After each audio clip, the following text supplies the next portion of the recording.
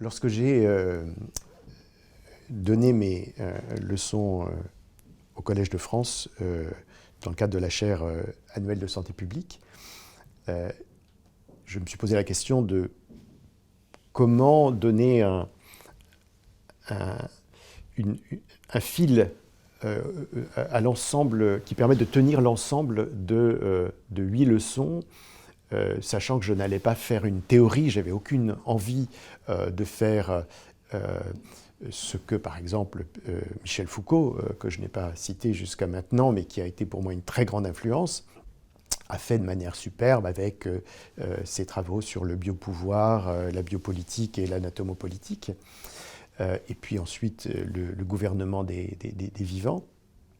Donc je ne voulais pas, et je n'étais pas capable, mais en plus je ne croyais pas à une théorie générale de la santé publique. J'avais moi-même été en santé publique pendant quelques années et je trouvais très plates les propositions que j'aurais pu faire d'un point de vue très général.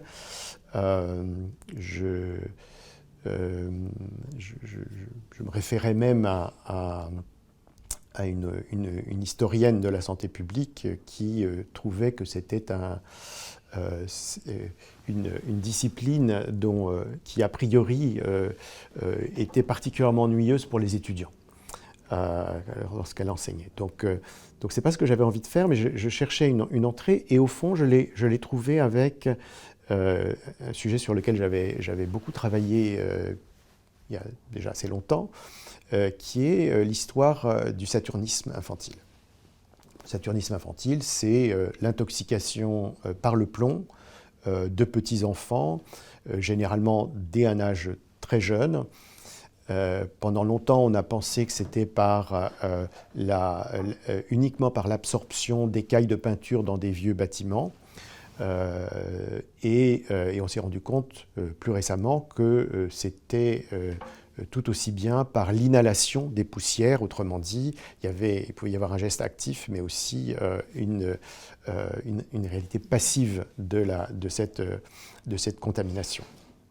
Et donc cette maladie, surtout lorsqu'elle touche des petits-enfants, eh bien, elle entraîne des troubles neurologiques qui peuvent être, dans certains cas, très graves, qui peuvent aller jusqu'au coma, qui peuvent aller jusqu'au décès. C'est une maladie qui est connue depuis la fin du 19e, début du 20e siècle, en Australie et aux États-Unis. Mais en France, curieusement, elle n'était quasiment plus enseignée dans les universités, dans les facultés de médecine. Et lorsque un cas a été publié au début des années 80 par un pédiatre de Lyon, il a fait une revue de littérature. C'est un petit enfant malien qui est mort. Il a fait une revue de littérature et il dit c'est une maladie qui est évidemment très rare en France. Il y a eu 10 cas rapportés en 25 ans. Il fait la remarque que c'est très différent de ce qu'on voit aux États-Unis, où là, c'est une véritable épidémie. Et puis, une quinzaine d'années plus tard, un rapport est produit par des experts de l'INSERM qui parle de 85 000 cas par calcul et projection, 85 000 cas qu'il y aurait en France, qui représentent, je crois, 2% de la population infantile avant 5 ans. Alors, j'avais été très intrigué par ce décalage entre 10 en 25 ans et 85 000 à un moment donné. Évidemment, on aurait pu dire, voilà, il s'est passé quelque chose, il y a eu une intoxication massive des enfants. Or, c'était exactement le contraire, puisque d'une part, l'essence au plomb était en train de disparaître à ce moment-là, et d'autre part, dans les logements qui constituent une part importante de la contamination, bien connue aux États-Unis, eh bien, il y avait progressivement une destruction de l'habitat le plus dégradé.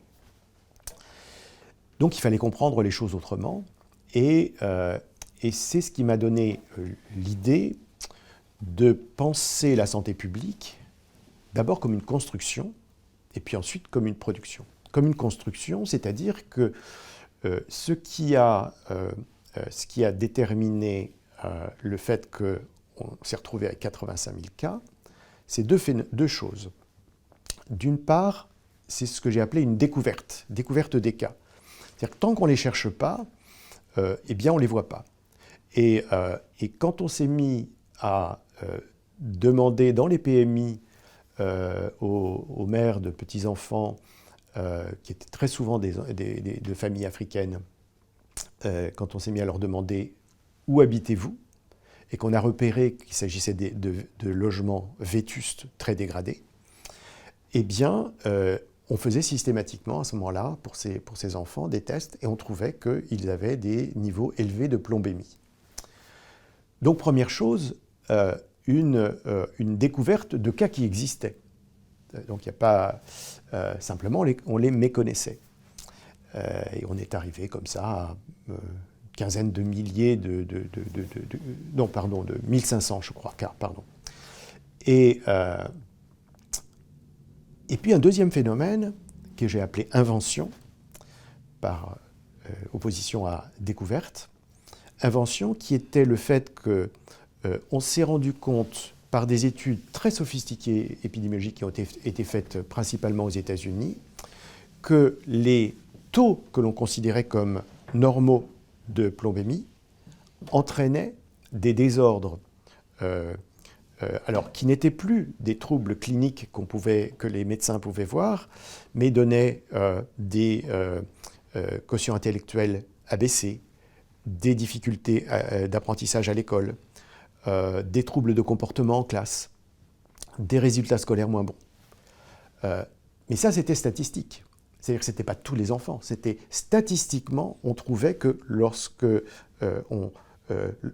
avec les taux qui étaient donnés, eh bien, on avait des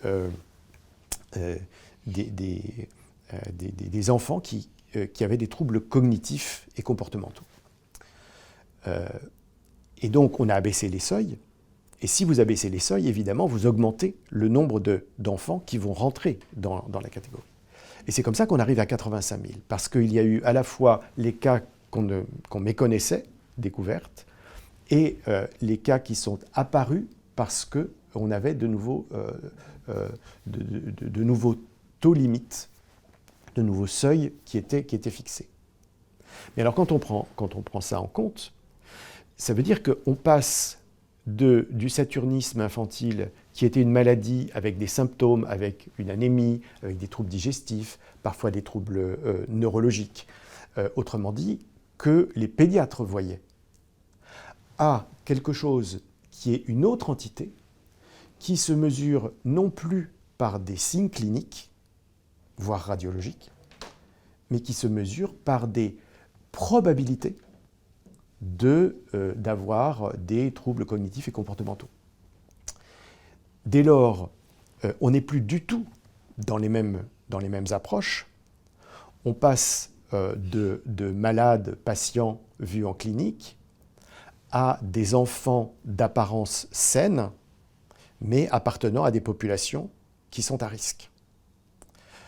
On passe de pédiatres à des statisticiens. Donc c'est une toute autre manière de regarder cette maladie qui se déploie. Et donc c'est ce que j'ai décrit comme un passage de la médecine clinique, qui existe toujours bien sûr sur des cas graves, à la santé publique, qui, elle, va dépister des cas qui sont asymptomatiques.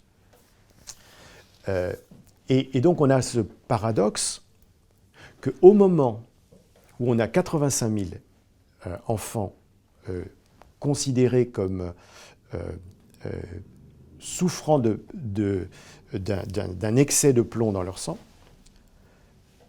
on a beaucoup moins de malades que lorsque on n'en comptait que 10. Parce que justement, ils sont dépistés plus tôt et qu'ils ne vont plus dans les services de pédiatrie. Donc je trouvais qu'il y avait là un exemple qui était formidablement intéressant pour comprendre ce qu'était la santé publique, pour la comprendre comme quelque chose qui était complètement différent du point de vue du raisonnement, du point de vue de la compréhension, que de ce qu'était la médecine clinique. Donc ça, c'est comme j'ai proposé de parler, enfin, c'est une expression qui est très connue, de construction sociale de la santé publique. Mais il y avait un autre élément, évidemment, c'est pourquoi il y a cette distribution, parce qu'il est apparu très vite que plus de 90%, et c'était je crois 98%, des enfants qui avaient des formes symptomatiques, donc des formes assez graves, eh bien, étaient africains. Et que parmi eux, 90% étaient d'Afrique subsaharienne. Alors on s'est dit, comment se fait-il? Alors au début, on ne le voyait pas. On ne le voyait pas, c'est-à-dire qu'on ne voulait pas le voir, parce qu'en France, on est très attentif à ne pas stigmatiser, caractériser des groupes en fonction de leur couleur, voire de leur race. Et à un moment donné, c'est devenu quand même assez éclatant quand les chiffres que je viens de vous indiquer sont apparus. Alors, on a d'abord dit, c'est pour des raisons sociales, socio-économiques, ils habitent dans les lieux les plus dégradés.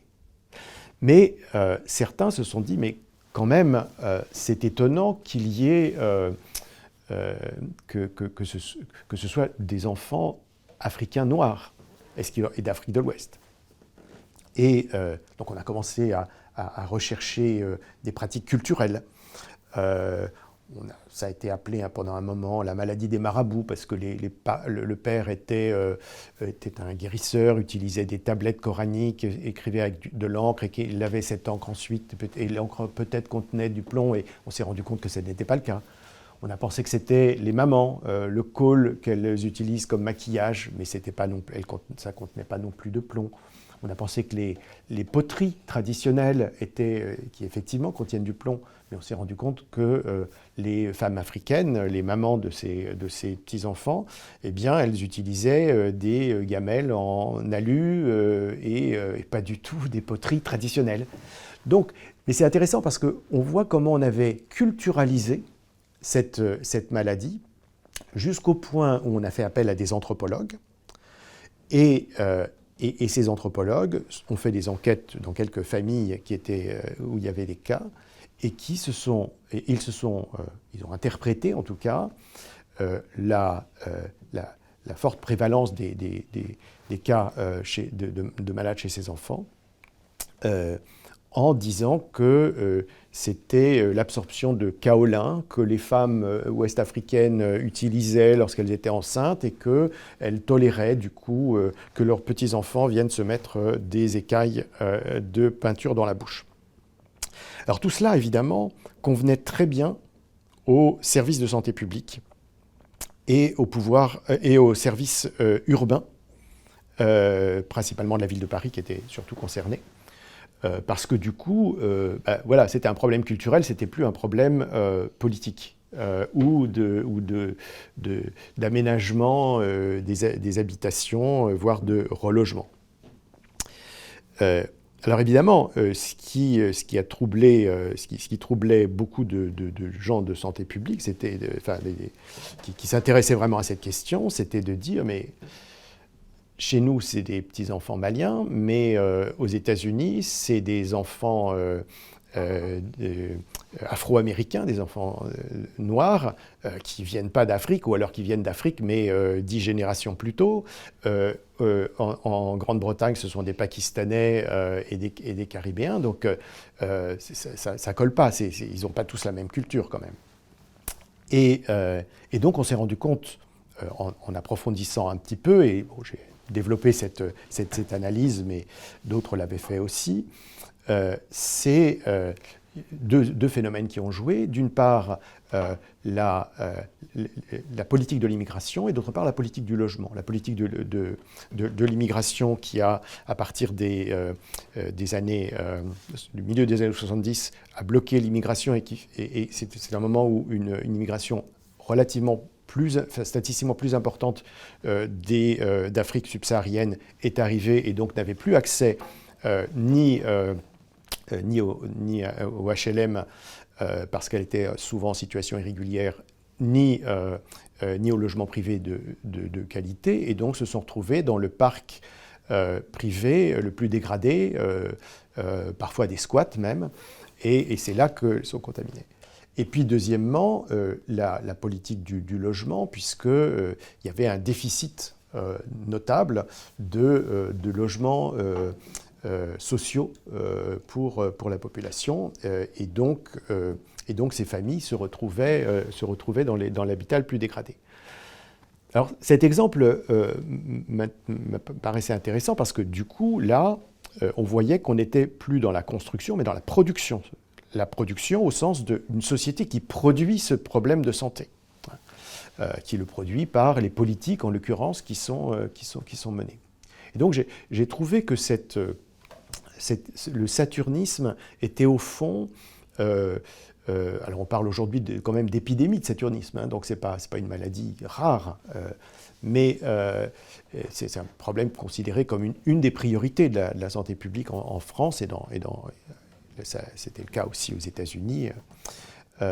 Et donc on n'est pas là aux marges de la santé publique, mais c'est un révélateur de nombreux enjeux autour de cette double dimension de la construction, comment on va faire exister, ou au contraire ignorer, un problème de santé publique, et de production, comment la société va amener à ce que ce problème existe. Et donc c'est une chose qui m'a fait réfléchir, et qui m'a fait réfléchir notamment à ce point qui est que il aura fallu que des enfants soient menacés de complications graves, voire de décès, pour qu'on aborde ce qui était la question du logement, de l'habitat totalement dégradé. Hein, les travailleurs sociaux ou les médecins de santé publique qui sont allés voir où vivaient ces familles, c'était terrible. Et donc, je me suis dit, il y a quand même là quelque chose de particulier, que, au fond, la santé, peut-être même le corps, dans la manière dont il pouvait être affecté, était devenu le dernier langage du social.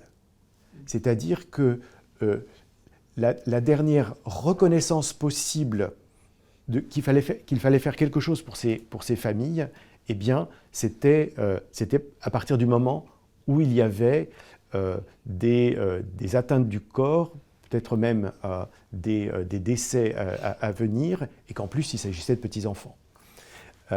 Et ça m'a conduit à réfléchir à ce que j'ai proposé d'appeler, parce que je pensais on le retrouvait dans de très nombreux domaines, à la question de la biolégitimité, c'est-à-dire à la légitimité de la vie en tant que telle, et la légitimité du corps souffrant, qui par exemple conduisait, sur un autre travail que j'ai réalisé, conduisait à ce qu'on ait pu régulariser des étrangers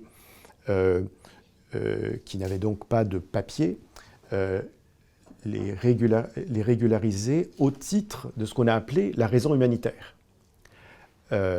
et qui est devenue ensuite la raison médicale. Mais au départ, c'était la raison humanitaire, c'est-à-dire que on considérait que ces personnes qui étaient gravement malades et qui n'avaient pas la possibilité de se faire soigner dans leur pays, eh bien on ne pouvait pas les renvoyer. Et c'est devenu une loi qui a été votée à la fin des années 1990 en France et qui a reconnu à la fois la nécessité de régulariser ces personnes et la nécessité de les traiter gratuitement. Ce qui conduisait un des patients d'origine kenyane qui avait cette maladie, qui avait passé beaucoup de temps en Allemagne sans jamais réussir à avoir des papiers, qui était venu en France et qui était obligé de se cacher à cause de son statut irrégulier, ce qui le conduisait à me dire c'est la maladie qui me tue, qui me permet de vivre ici.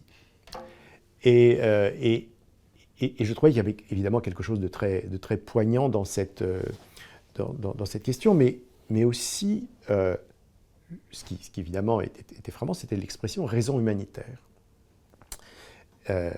Raison humanitaire, du coup, c'est une chose sur laquelle j'ai commencé à travailler, en m'interrogeant sur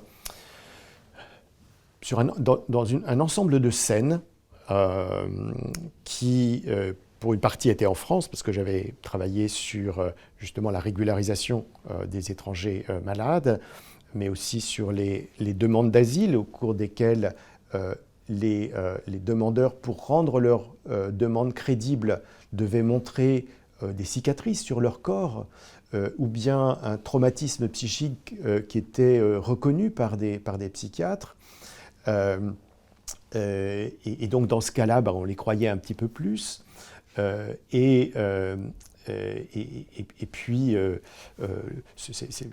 réseau humanitaire était devenu une expression utilisée par les responsables politiques pour dire on va régulariser telle population pour raison humanitaire, alors que c'était des personnes qui souvent avaient droit à l'asile. Autrement dit, on faisait passer d'un droit à quelque chose, à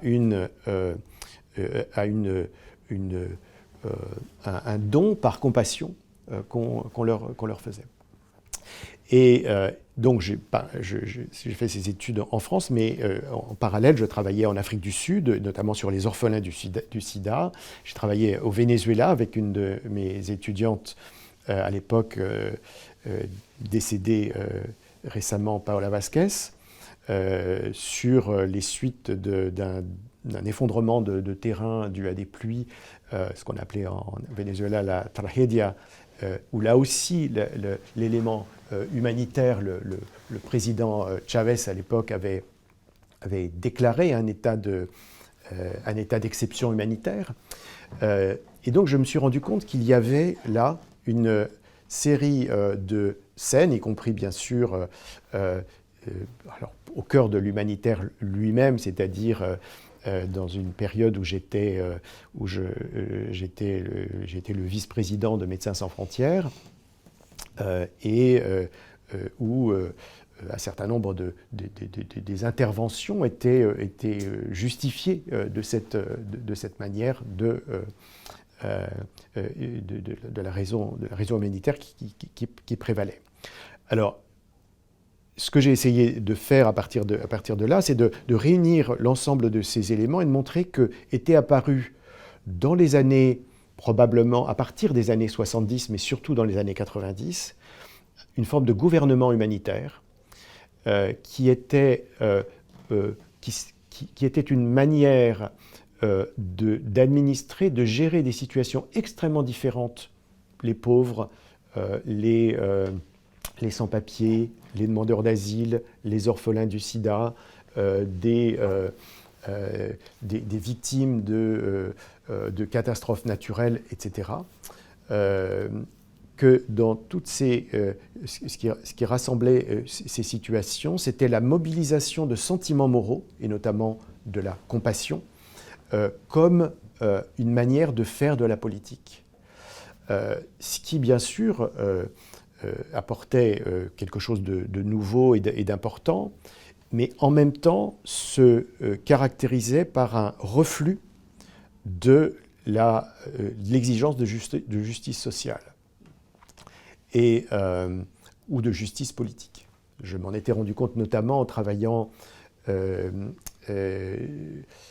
en travaillant avec une autre de mes étudiantes, Estelle Dalluin, sur la situation en Palestine, où la mobilisation par les organisations humanitaires autour du traumatisme psychique des enfants et des adolescents liés au bombardement, aux menaces permanentes de l'armée israélienne, eh bien, avait conduit à un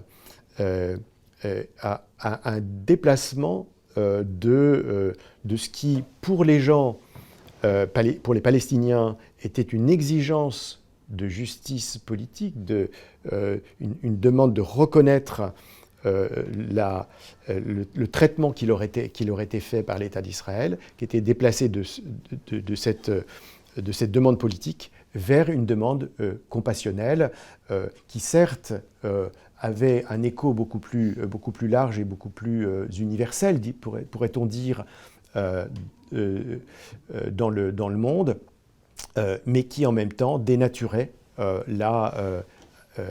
la fois l'histoire et la politique de cette région et les demandes qui étaient celles des Palestiniens. Et donc c'est ce que j'ai essayé de montrer à travers ce que j'ai appelé une critique de la raison humanitaire, non pas pour disqualifier le travail souvent remarquable des agents humanitaires, des acteurs humanitaires, mais pour montrer ce qui était en jeu et parfois, souvent, ce qu'on perdait du côté de la justice sociale et du côté de la dimension historico-politique.